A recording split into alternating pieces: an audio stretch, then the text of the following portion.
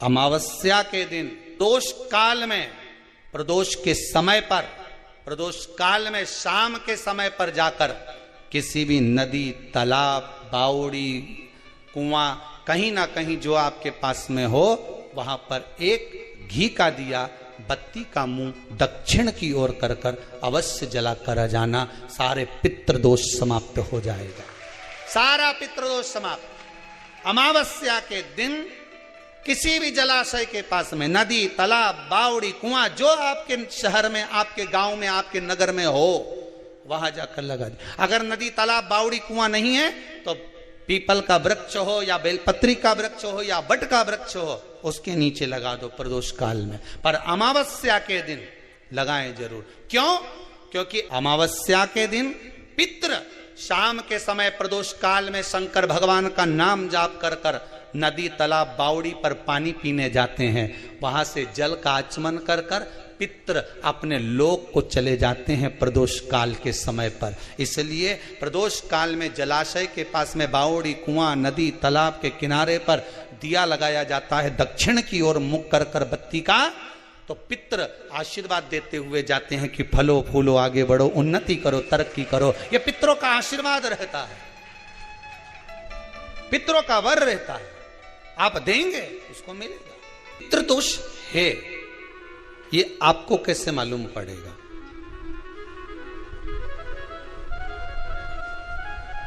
पितृ भूखे हैं, इसका तो वर्णन हमने पहले कर दिया कि रात्रि को जब आप सोने के बाद में 1-1.5 घंटे बाद अगर आपकी नींद खुल जाए, 1 घंटा 1.5 घंटा आप सो लिए, उसके बाद जो नींद खुली तो 1-1.5 घंटे तक अगर आपको नींद नहीं आ रही है, रात्रि को सोने के बाद में 1 घंटे बाद जब उठे तो आपको प्यास लग गई,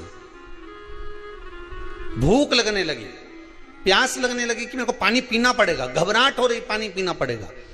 1-1.5 घंटे सोने के बाद अचानक नींद खुले और आपको प्यास लगे, समझ लेना आपके पितृ भूखे हैं और प्यासे हैं, भूखे और प्यासे हैं, उनको जल की जरूरत है। किसी भी नदी में, सरोवर में, कुंड में, बावड़ी में, तालाब में, आप तीर्थ में जाकर जब स्नान करते हैं तो स्नान करने के बाद एक काम का नियम बना लो कि अपने हाथ की अंजलि में जल लेकर अपने पूर्वजों को देना है। प्यासे रहते हैं, भाग मांगते हैं, प्राप्त करना। 3 वृक्ष पितरों के तुल्य हैं। पहला पीपल, दूसरा बट वृक्ष, तीसरा बेलपत्र का वृक्ष। ये पितरों के तुल्य हैं। अगर आपको रात्रि में नींद नहीं आ रही है, ऐसा लगता है कि रात्रि को 1 घंटा 1.5 घंटा सोने के बाद कुछ गलत गलत विचार आने लगते हैं, नींद सुबह 3 बजे तक, 4 बजे तक नहीं आती, 4 बजे के बाद फिर नींद आती है, तो एक प्रैक्टिकल जरूर कर कर देखना। एक प्रैक्टिकल करने में क्या जाता है, प्रयास करने में क्या कुछ जाता है क्या? प्रैक्टिकल कर कर देखना कि कहीं सीवर वाला महाराज झूठ तो नहीं बोल रहा है, तो प्रैक्टिकल करने में कुछ नहीं जाए। 1 लोटा पानी लो, उसमें थोड़ा सा कच्चा दूध डाल लीजिए, पत्री का पेड़ या पीपल का पेड़ या बट का पेड़, इन पेड़ के नीचे ले जाकर उस दूध को दोपहर में सुबह 10 बजे से लेकर 12 बजे के बीच में ले जाकर चढ़ा दीजिए। रात्रि को फिर ना आपको प्यास लगेगी, ना भूख लगेगी, नींद एक बार लगी तो सुबह ही खुलेगी। प्रैक्टिकल करने में क्या जाता है? पानी डालने में तुम्हारा कुछ जाएगा? अरे बोलो तो सही, प्रैक्टिकल करने में क्या जाता है? कुछ भी नहीं बिगड़ेगा, ये तो बस जल डालोगे तुम्हारा ही कुछ अच्छा हो सकता है, बाबा की कृपा। 3 वृक्ष पितरों के तुल्य हैं। पहला जम के बोलिए पीपल, दूसरा बट वृक्ष, तीसरा बेलपत्री का वृक्ष। 3 पीपल के वृक्ष में 52,000 ब्राह्मण एक साथ निवास करते हैं, इसलिए पितृतुल्य है। बट वृक्ष ब्रह्मा जी के मस्तक से बना, इसलिए पितृतुल्य है। और बेलपत्री का वृक्ष माता पार्वती जी के अश्रु से बना। जब आंसू गिरे थे माता जगत जननी जगदम्बा पार्वती के, उस समय पर पितृलोक में हलचल उत्पन्न हो गई थी। हमारी नातिन की आंख में आंसू कैसे आ गए? मैनावती की पुत्री है,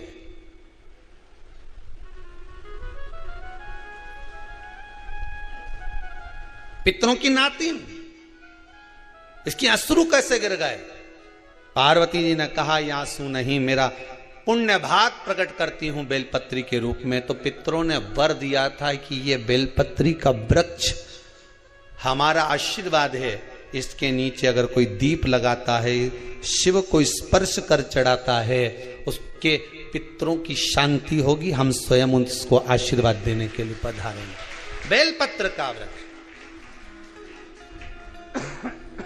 पितृतुल्य।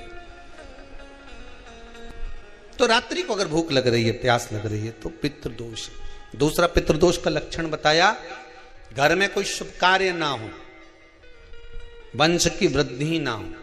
1 रुपये कमाओ, 1.25 रुपये खर्च हो रहे हैं, पैसा 10 जगह से कमाई आ रही है पर घर में टिक नहीं पा रही है, आया गया, पितृदोष।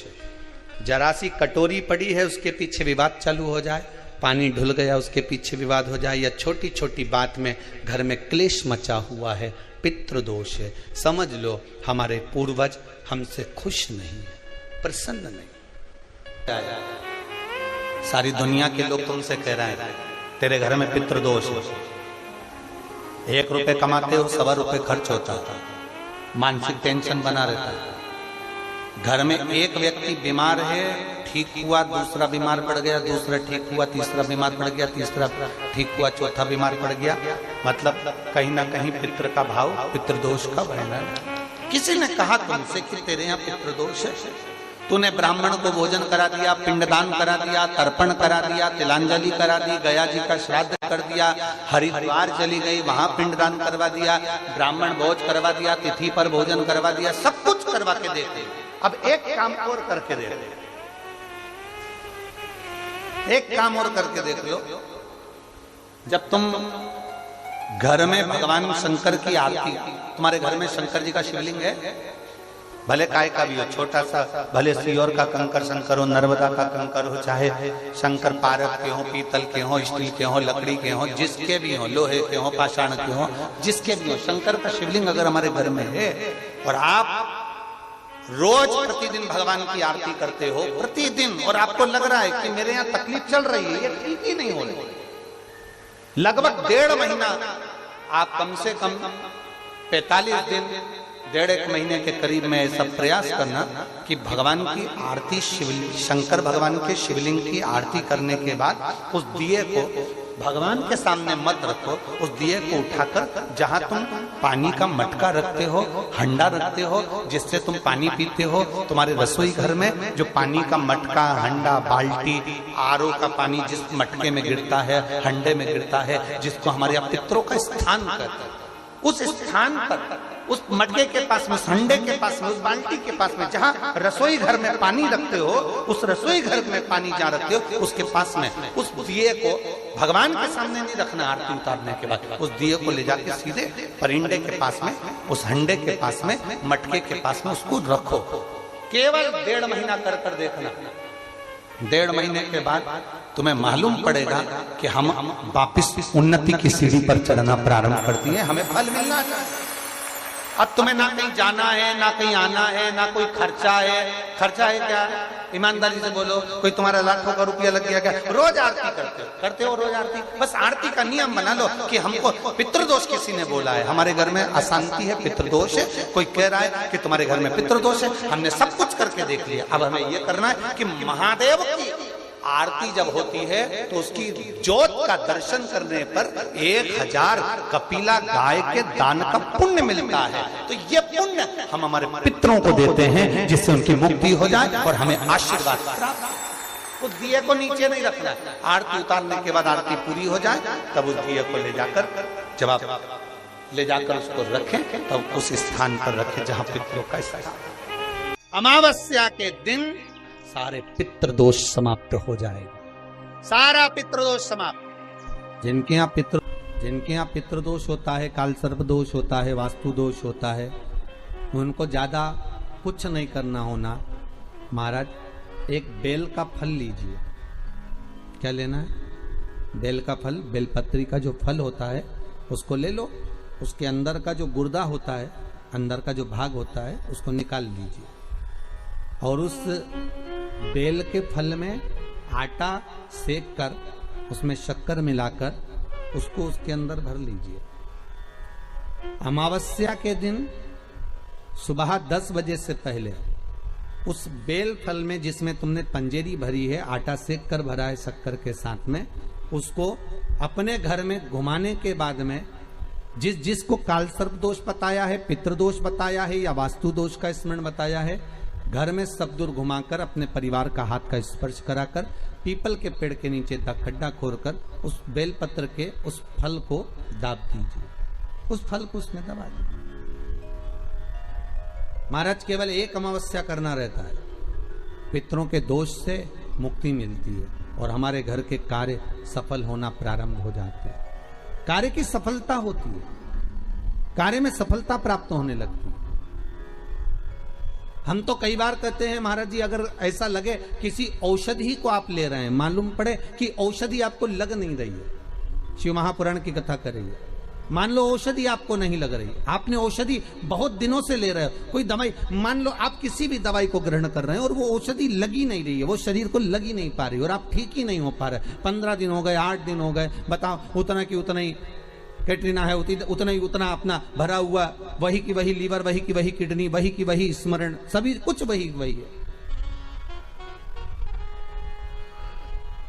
उतना की उतना ही है। बीपी भी ऊंचा नीचा चल रहा है पर लेवल में नहीं आ रहा, शुगर भी लेवल में नहीं आ रही, तो प्रयास करा करो महाराज, बेलपत्री के फल का जो गुर्दा है, अंदर का जो भाग है फल का, उसको पानी में गला लीजिए और प्रदोष की प्रदोष, कम से कम प्रदोष नहीं हो और बीमारी जरा दवाई लगी नहीं रही हो तो बिना प्रदोष के भी कर सकते हो, उसको पानी में गलाइए। आधा घंटा पानी में, जैसे आपको सुबह मंदिर जाना है 10 बजे, तो सुबह स्नान कर कर कम से कम 6:30-7 बजे उसको पानी में गला दीजिए और उस बेले के फल का गुर्दा सा गला हुआ पानी शिव जी को ले जाकर समर्पित कर दीजिए। महाराज उस पानी में से थोड़ा सा 1 चम्मच पानी शिव जी पे चढ़ा हुआ लेकर आ जाइए। उस पानी को जो बीमार व्यक्ति है उसको औषधि देने से पहले मात्र आधी चम्मच से भी आधा चम्मच उसको दे दीजिए। भगवान शंकर का श्री शिवाय नमस्तुभ्यम का जाप कर कर उस पानी को देने के बाद अगर आप औषधि देंगे तो ये पक्का है कि औषधि अपना कार्य करना प्रारंभ कर देगी और वो स्वस्थ होना प्रारंभ हो जाएगी। वो स्वस्थ हो औषधि के लिए